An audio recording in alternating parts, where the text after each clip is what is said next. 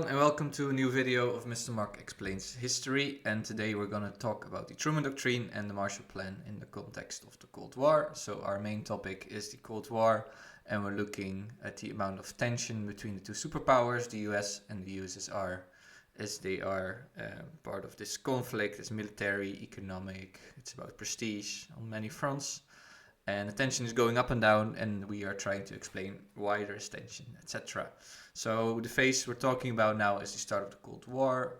We talked already about the atomic bomb, the Iron Curtain, the long telegram, and today about the Truman Doctrine and the Marshall Plan, and in the next episode, the Soviet reaction to all of this. So a little recap from the last video about the long telegram and the Iron Curtain speech. So the long telegram was sent by the American embassy to Washington, warning about the real intentions of the Soviet Union and their foreign policy. And in his Iron Curtain speech, Churchill kind of said the same thing, that there's an Iron Curtain now in Europe, has descended over Europe, and that we should be afraid or wary of the Soviet Union. So both the long telegram and the Iron Curtain speech in almost at the same moment warned of this communist threat.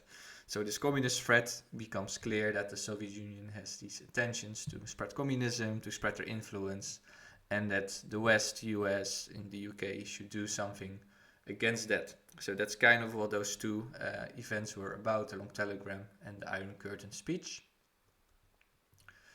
And now we're going to talk about the Truman Doctrine. And the Truman Doctrine is partly also based and inspired by this long telegram, and it's all about containment. So we're going to talk about it in a second. Truman announced this doctrine on the 12th of March 1947 in a speech, and his main message was that the US should support democracies against authoritarian threats. And the main authoritarian threat he meant here was the Soviet Union, of course. So pretty much what the Truman Doctrine is about is that it's American policy now to stop the growth of the Soviet Union, of the Soviet bloc, and to contain communism. So this is the policy of containment and some other policies, and those are all part of the Truman Doctrine.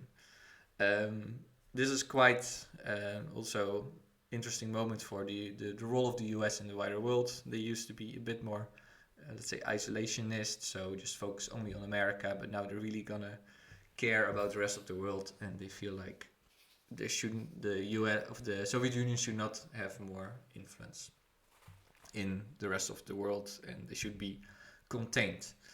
One of the ways to contain it was Marshall Help, but before we talk about the Marshall Plan and the Marshall Help, actually why was it needed? Like what caused this US policy?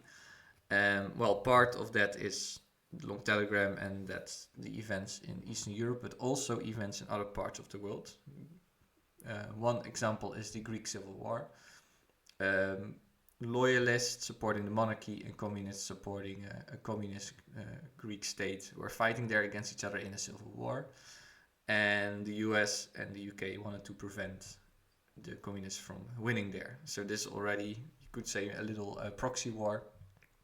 There was also an issue in the Turkish Straits, the Soviets pressuring Turkey to have access, some control over this Turkish Straits, very important, and they could go to the Mediterranean Sea. So that's also Soviet influence here. The Soviets also try to influence what's happening in Greek. They also support them. So those two things really influence that policy of containment, and also in general unstable government societies after World War II. There's still a lot of poverty, a lot of destruction, and those countries are vulnerable. They're not stable. So there is a potential for communism to spread, and the US wants to contain it. So one way, now we're going to talk about the Marshall Plan, to contain it is the Marshall Plan or Marshall Help.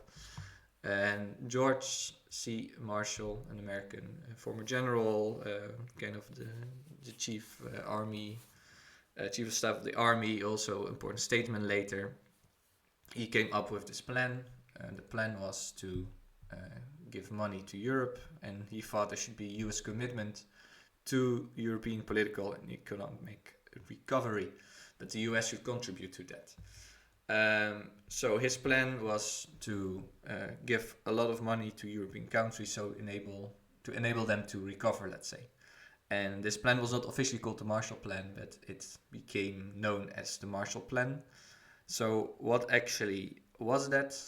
Why should America give money? Let's say, what were the aims of that? So I made a little flowchart.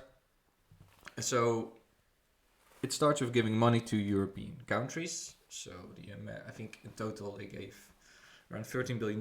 So give money to European countries. Then these European countries, they should invest it in their economy and also buy US products, so from US companies. The first positive effect for America is that the US economy will also grow.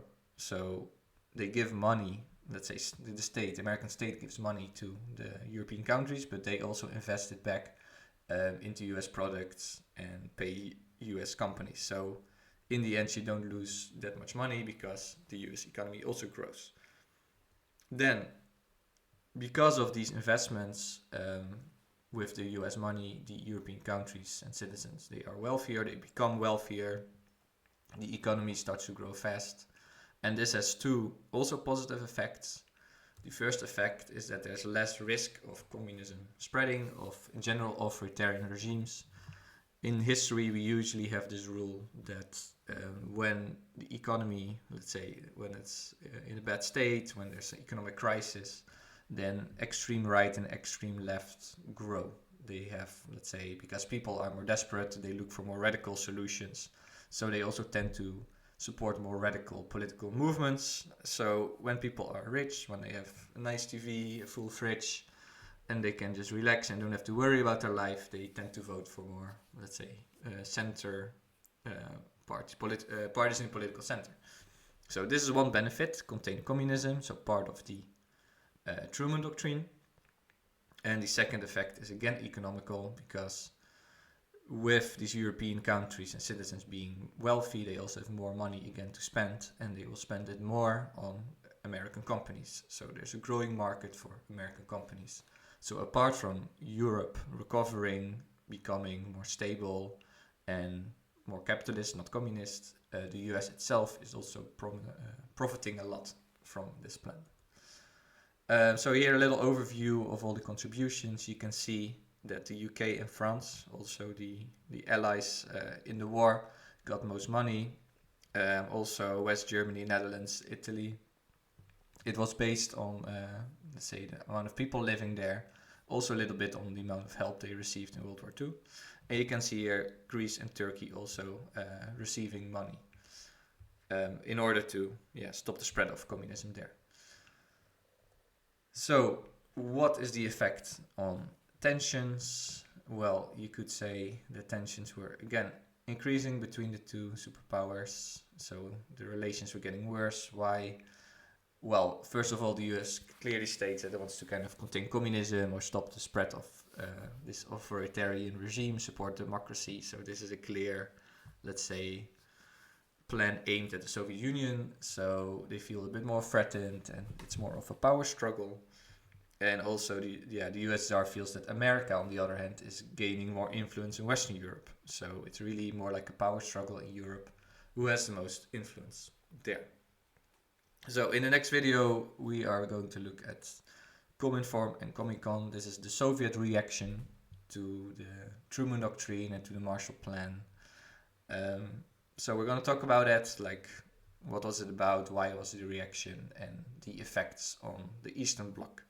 So thank you for watching. Like, subscribe, leave a comment, and see you next time.